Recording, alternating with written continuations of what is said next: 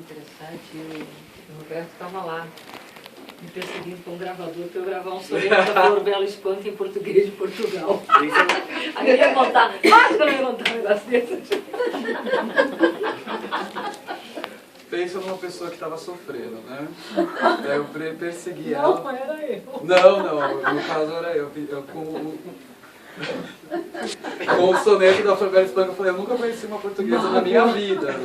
É a minha escritora favorita. Se ela não ler, pra mim, pelo menos sentir como seria a Flor Bela na voz dela, porque a gente lê a maneira como ela escreve é em português de Portugal, mas a gente não consegue fazer a fonética perfeita, né? Então, e foi bem num término muito crucial da minha vida. E até o que eu vou falar para vocês hoje é o meu contato com a Ana, que é uma história cheia de signos e tem tudo a ver com a parte da minha literatura. Porque assim, o meu primeiro contato com a Ana foi através desse festival que eu trabalhava como staff, há anos que não vem ao caso, né? Anos atrás que não vem ao caso, eu trabalhava como staff, eu não tinha ainda entrado na área literária. E eu tive esse contato com a Ana, e a minha primeira... Eu estava numa parte emocional da minha vida muito crucial, muito tensa, e eu estava naquela fase de mágoa, e a Flor Bela, ela me acolhia, e de repente parecia uma portuguesa. Eu falei, você vai ler. Eu até entrei na secretaria do hotel. A crise, a mágoa. Exatamente. Portuguesa. Eu entrei na secretaria do hotel, imprimi o soneto, dei pra Ana, gravou, e esse soneto até hoje eu tenho ele gravado. É uma lembrança muito querida, balada, nunca esqueço. E depois disso a gente manteve um pouco de contato. Eu passei de novo por uma outra crise, que foi o meu segundo... O festival chamava Poesia, a Arte do Contato. E eu tive esse contato com a Ana. Inclusive, nesse dia, ela declamou um poema que você vai ter, que é declamado depois, chamado O 25 de Abril. Ela declamou o 25 de Abril e cá estamos nós, 4 anos depois, no 25 de Abril. Então, é uma história cheia de signos, assim, que eu, que sou um homem de muita fé e superstição, graças à minha avó, eu tenho essa... Eu vou ligando esses signos.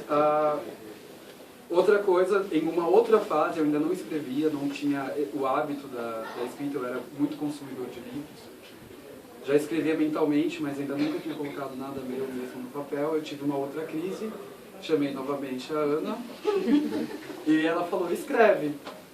Meu e-mail é... E eu, na hora, já pensei assim, poxa, a primeira coisa que eu vou escrever na vida, eu já vou mandar direto pra ela, que é uma pessoa que entende, né, tipo, se tiver um erro, se tiver uma vírgula, se tiver... O céu.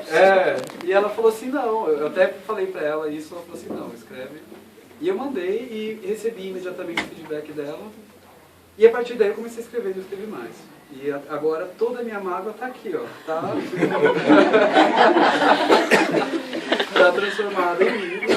O primeiro livro, na verdade, que é esse daqui, o Soneto de Pouso.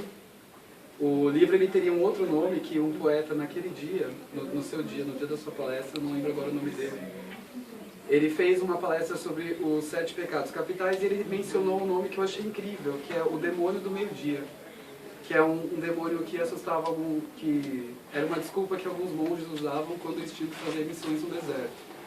Que a preguiça que eles tinham depois do almoço, eles chamavam do demônio do meio-dia, que vinha assolá-los, porque eles não poderiam ir nas missões.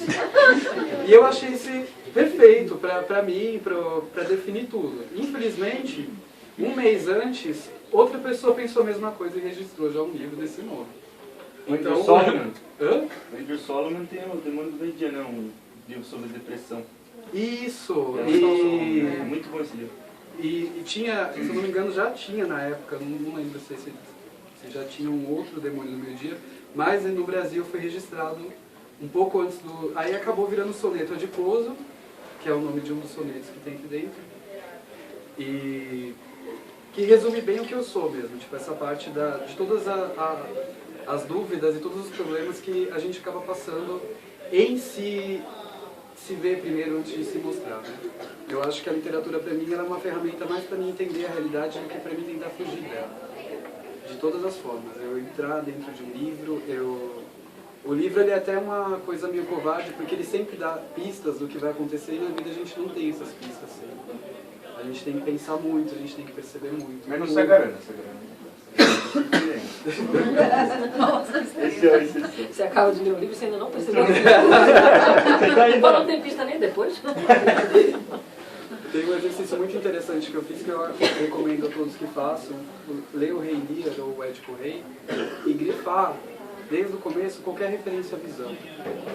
Você vai ficar assustadíssimo em como ele já te preparou para a cegueira dos personagens finais. Desculpa se eu contei o final. Mas ele já prepara a gente a muito... Tipo, sempre tem essas dicas o tempo inteiro. E a literatura, para mim, ela sempre... Eu usei ela para tentar organizar muitas coisas na minha vida. Esse segundo projeto, inclusive, antes, deixa eu só falar que esse daqui é o boneco do livro, é um livro artesanal. Foi feito em Curitiba com um editor que me adicionou pelo Facebook da Ana também. Então, tipo, é por isso que eu estou falando, a nossa relação é muito literária e, pra mim, ela é cheia de signos que hoje, pra mim, estão fazendo todo sentido, a partir do 25 de abril. Que eram tudo pistas. Sim, que o escritor dessa história estava dando e a gente não percebia, né? Agora ele deve estar assim, tipo, no final. Mas assim, esse boneco é muito importante para mim. Ele é antes do livro nascer tinha isso e eu vou dar ele hoje para Ana, porque ele está aqui hoje por causa dela. Todos os sonetos adiposos que cruzaram o oceano estão por causa dela. Então, eu estou meio tímido, já estou ouvindo minha mãe me chamando. O que eu queria dizer para vocês desse livro, que é o novo, é o seguinte: esse é um projeto do governo do Estado de São Paulo, em que ele tenta trazer um assunto muito polêmico e que a gente está sendo bombardeado com ele o tempo inteiro, que é o assunto LGBT. A gente está nessa busca de direitos e é tudo muito velado, foi muito velado durante muito tempo na sociedade esse tipo de luta, de causa, e agora de repente ela eclodiu e cada um está se apropriando dela de uma maneira política, para tentar criar um tipo de tensão ou tentar amenizar, etc. Mas ela em si, ninguém pensa em quem são, ou quem está se tornando ciente de que é um LGBT, seria um homossexual. Esse livro é um projeto pedagógico de um escritor maravilhoso, Deco Ribeiro, da Unicamp. Ele tem um projeto de quem são esse fenômeno pedagógico que a gente está vivendo, que é a primeira geração de crianças que já sabem o que elas são se elas sentirem que elas são. Na minha geração, pelo menos, que é a última geração que não teve a infância e a adolescência com a internet já como uma ferramenta, a gente não tinha ainda uma referência. A gente tinha signos, a gente tinha os símbolos, a gente tinha o submundo, a gente tinha o medo, a gente tinha o não sei, ou eu não quero, eu quero fingir que eu não sei, etc. Todos os medos. E esses jovens que estão agora na fase da pré-adolescência, eles já têm noção clara do que eles são. E os amigos deles também. Então é uma coisa muito clara essa geração a seguir. Ela não vai precisar ela não vai precisar, digamos assim, desse tipo de orientação que no meu caso, ou no caso de tantos quanto eu, teria sido um espelho muito bom de se ver. E agora, esse projeto, o que ele quer dizer? O que ele queria fazer? Ele queria expor todas as dúvidas sobre como você tratar desse assunto sem gerar polêmica. Não é também essa a minha intenção aqui, gerar polêmica. Mas o interessante nele é que ele pegou vários autores contemporâneos homossexuais, incluindo eu aqui, como um deles, para tentar escrever contos e crônicas, etc., que possam gerar um tipo de identificação com esses jovens que vão estar lendo esse livro, etc. E é um projeto muito bonito, ao todo. Todos os textos, todas as crônicas, os poemas, tudo que está aqui é muito tocante. E aí que está. Quem lê ele fala, mas não é gay isso. E é essa a intenção, é não ser nada. É o que nós todos temos que nos esforçar para ser. Nada. E não causar esse tipo de diferença. Esse tipo de... criar uma literatura ou tentar impor à arte um tipo de gênero que ela nunca deve ter.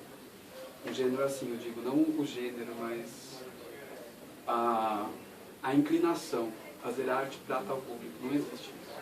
E não é essa a intenção do livro. A intenção do livro é muito pelo contrário, é surpreender, mostrar esse tipo de como é neutro a literatura, como é um terreno neutro, onde qualquer um pode se identificar ou pode partir daí para outro tipo de arte. E é isso. Boa noite, obrigado. Você não vai ler nada seu? Não vai ler nada seu?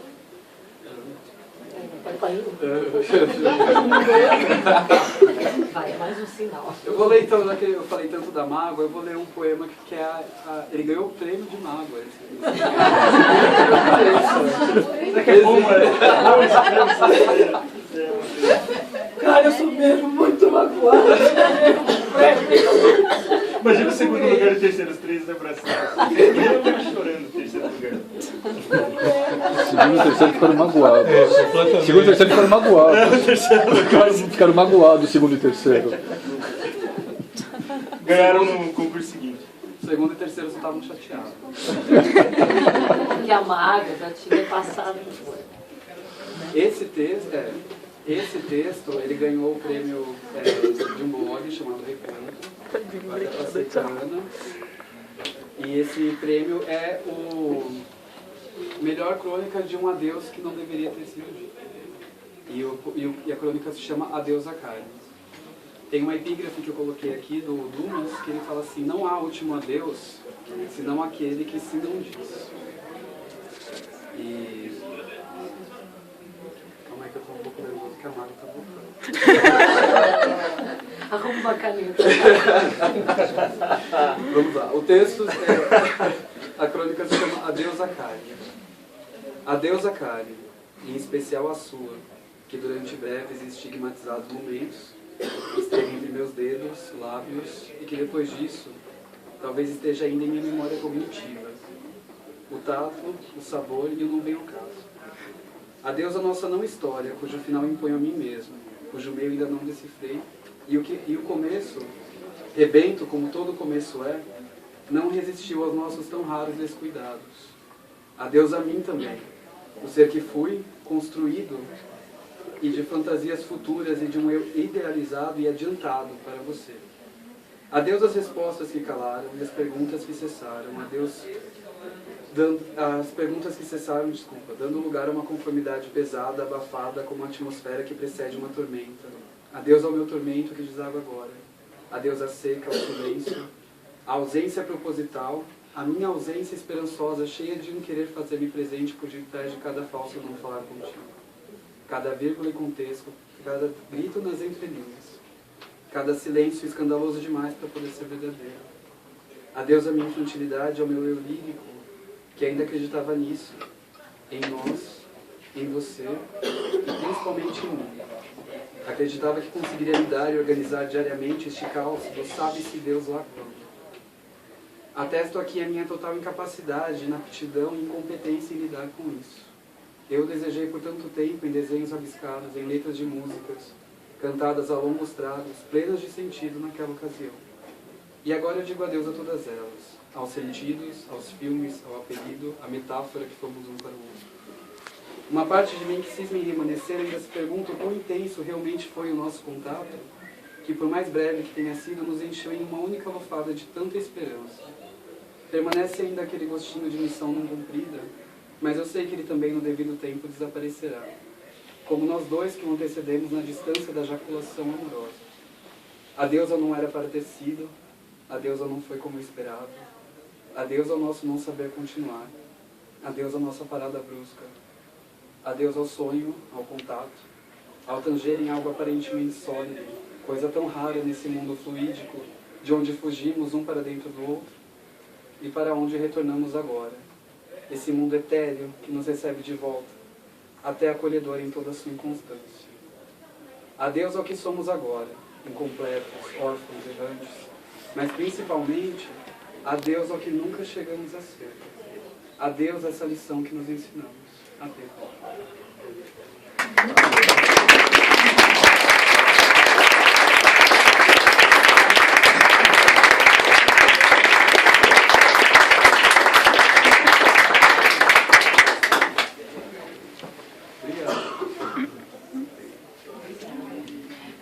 quando ele me mandou esse primeiro desabafo pro papel, eu falei, ai, que sacana, depois fala que nunca tinha escrito. Escrevido. Porque tá escrevido, eu não tinha escrevido. Era tão bacana, né? Foi sincero, porque eu escrevi, porque nem lembro mais o que foi. Mas eu fiquei, poxa, não parece que seja. Muito bom. O Beto trouxe o livro dele, está à venda lá fora. Quanto que é? Quanto que é? 15 reais. 15 reais. E muito obrigado por você ter vindo. Espero que volte mais vezes. Traga a mamãe. Ah, por favor. Vocês têm alguma pergunta, alguma coisa? Eu tenho. Mas ela está perguntando. O outro, ele agora, como ele é feito artesanalmente, ele não sai em grandes tiragens. Então agora é só por encomenda direto na editora. Que eles fazem, eu vou passar todos os contatos para eles, colocar no nosso evento também. Eles são felizes assim? Todos. E é um diferente do outro. O artista que faz eles é muito lindo. Na verdade, não é bem uma pergunta, tá? Mas é uma tentativa de construção de alguma coisa. O tema que você traz com esse segundo livro está relacionado à sexualidade. Porque para mim eu acho meio tolo a gente estar num momento histórico onde se expõe tanto a questão da homossexualidade, quando na verdade a gente está falando da sexualidade em si. Então essa catalogação, né, assim, de muita evidência sobre o ser homossexual tira de foco problemáticas da sexualidade humana, né, porque elas existem, são presentes e não são faladas. E daí esse foco excessivo, ele me cansa às vezes, porque eu acho que ele é manipulado, como você bem disse e tal. Ele desfoca, né? É, desfoca. E daí assim, na maioria das vezes, quando a gente vai conversar sobre esse tema de sexualidade, a primeira coisa que é engraçada é tipo assim, as pessoas falam como se elas não tivessem sexo. É uma coisa engraçada. Essa situação aqui agora, todos nós temos sexo, temos sexualidade, né? Mas se formos falar sobre sexualidade, é como se a gente retirasse a sexualidade. É uma coisa meio convencionalizada publicamente. Então, o que eu gostaria de propor é que nós colocássemos a nossa sexualidade aqui presente, né? Então, diante de um tema como esse, e meio que propor é como se fosse uma enquete, porque para mim me interessa saber como é que anda a sexualidade humana, não a homossexualidade com a questão de ela ter o seu papel social. Porque eu acho que quando a gente pensa na sexualidade humana, a gente está percebendo que o afeto, a ternura, o amor, enfim, vários elementos que também compõem, né, a sexualidade humana, eles parecem que eles estão se diluindo. Você, por exemplo, fez uma comparação dizendo assim, essa nova geração que cresceu na internet, então é mais fácil. Por um lado, sim.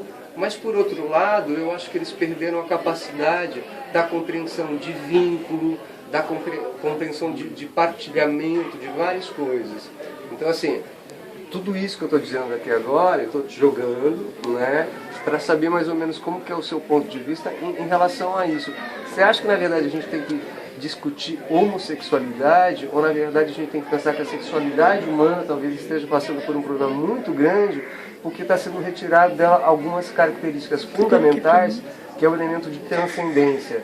E daí, para terminar a minha frase, né, enfim, eu gosto muito lá na Bíblia, quando tem aquela pegada que fala que quando uma pessoa transou com a outra, ela conheceu. Eu acho lindo isso, né, assim, ter uma relação sexual com alguém é conhecer alguém. Então, falar sobre sexualidade, a gente está pensando assim, que modo é esse que a gente está conhecendo as pessoas através do corpo? Mas a sexualidade, na minha concepção pessoal, é uma coisa que o ser humano em si, ele descobre através do amor. Através de um tipo de... que eu até comentei com você agora há pouco, antes de começar o Será, que existe um tipo de sentimento, uma carga de sentimental muito forte, que é inerte à sexualidade. Você, quando ela começa a se desenvolver no ser humano, nas tenridades, etc., é sempre por algum tipo de ela não tem a forma da sexualidade, ela tem a forma de um desejo, de uma sensação agradável, de deslumbramento. E a partir do momento em que o ser humano ele entra na... Estou falando do ser humano em geral, porque hoje em dia tem tantas classificações humanas que é difícil de falar de um tipo ou de outro, mas quando o ser humano ele entra quase sempre na vida sexual, ele entra por algum tipo de afeição. Sortudos tem essa sorte de descobrir o sexo através da afeição. E aí sim, é uma afeição que eu considero... Essa primeira afeição, ela é muito genuína. Ela não tem sexo. Ela é despertada por esse sentimento que a gente não controla, por essa coisa hormonal. E ela se entra em contato com outro ser humano que foi despertado ou não. Porque é uma experiência pessoal. Não existe uma sexualidade oposta. Toda a sexualidade é individual e o sexo é uma experiência individual. Quantas pessoas fazem amor e estão fazendo sozinhas sem saber? É tudo muito individual. E não tem como ser catalogado, não tem como ser usado. É uma experiência como escrever, é como pintar, é você fazer amor com uma pessoa. E assim, o que eu digo, o que eu falei agora sobre essa geração nova é o seguinte, é que a gente tem uma busca individual e a sexualidade é uma pincelada nessa busca. Eu tenho que saber o que eu sou, eu tenho que saber para que eu sirvo, eu tenho que saber tanta coisa, eu tenho que saber como eu vou me apresentar para vocês. Porque se eu chegar aqui e falar só eu sou o Roberto, a gente já fez a dinâmica lá, a gente tem uma série de catálogos que a gente traz junto com o que nós somos. Eu sou o Roberto, eu sou escritor, eu sou radialista, eu sou etc, etc. Eu tenho que me apresentar para vocês saberem já, como se fosse um laser invisível que saísse de vocês e me escaneasse, para vocês já terem uma pré-noção de mim. E saberem o que esperar ou não, para poderem se decepcionar ou não. E a sexualidade é uma pincelada nisso. É que nós não estamos acostumados a ver as diferenças, esse leque gigantesco, essa escala Pantone que é a sexualidade humana. Ela não é o gay e o hétero, ela é muito além disso. Catalogado, se eu não me engano agora, na psicologia, não posso falar, mas existem mais de 30 variantes da sexualidade humana, conhecidos, estudados e catalogados. Então pensa bem, 30, somos enquanto aqui hoje, né? Quantos não poderiam... E se tiver um de cada um e a gente não sabe, isso é bom, é a gente não saber. É a gente não saber, é a experiência, né? É uma dinâmica isso, ela não é fixa, ela não é um voto, ela é uma dinâmica. E ela pode mudar, assim, obviamente, eu não acredito pela minha experiência que mude a parte bruta, mas ela transmuta, ela se adapta, ela se distorce. E a minha noção, só voltando agora essa parte para encerrar, que é das partes das crianças, é o seguinte, o que eu acho bonito e perigoso, como toda a informação é muito perigosa. Cada um de nós viveu numa... como eu posso dizer? Nós somos privados de várias informações. Nós tivemos que descobrir nós tivemos que ir atrás, nós tivemos que desbravar, dar a cara a tapa, a gente teve que ser xingado na rua, a gente teve que apanhar dos pais, a gente teve que fazer tanta coisa para descobrir uma coisa. E eu não estou falando só da sexualidade, estou falando das experiências da vida em geral. E essa nova geração, ela já tem muita coisa assim, e não importa se alguém quer ou não que ela saiba, vai chegar até ela por algum meio, por alguma mídia. Então isso é muito bom para o descobrimentar, para essa identificação sexual, eu acho, para a criança. Para ela já saber que isso existe. Ponto. Ela pode até não acreditar que ela seja ou não querer ser, ou mudar o pensamento dela, mas as experimentações já existem. O colegial hoje é diferente do colegial na minha época, é diferente do colegial na época que é a fase das grandes descobertas. Então é isso que eu acredito que vai ser diferente e perigoso ao mesmo tempo, porque aí a criança já vai se pré-catalogar antes dela ter essa oportunidade de saber realmente o que ela é. Ela vai já ter esse catálogo, ela vai ser carimbada. E a nossa sociedade atual, ela fuma por carimbo. Se você pinta um quadro, você já é carimbado por isso. Se você escreve um livro, você é carimbado. Se você beija um homem, você é carimbado. Se você beija uma mulher, você é carimbado. Se você está namorando há 8 anos, você já é carimbado com assim, Deus ajude vocês, porque ele está enganando essa menina, entendeu? A gente tem vários carimbos invisíveis. E essa sociedade vai ter muito mais, é a minha opinião. E aí que vai ser, o que significa eles fugirem desse carimbo? Se eles não quiserem ser nada, o que a gente vai fazer? Se eles não, mesmo assim, com todas as informações, com todos os rótulos prontinhos para eles só entrarem e ir embora, eles não quiserem ir. A gente vai ter uma grande revolução na Washington, principalmente nesse ano.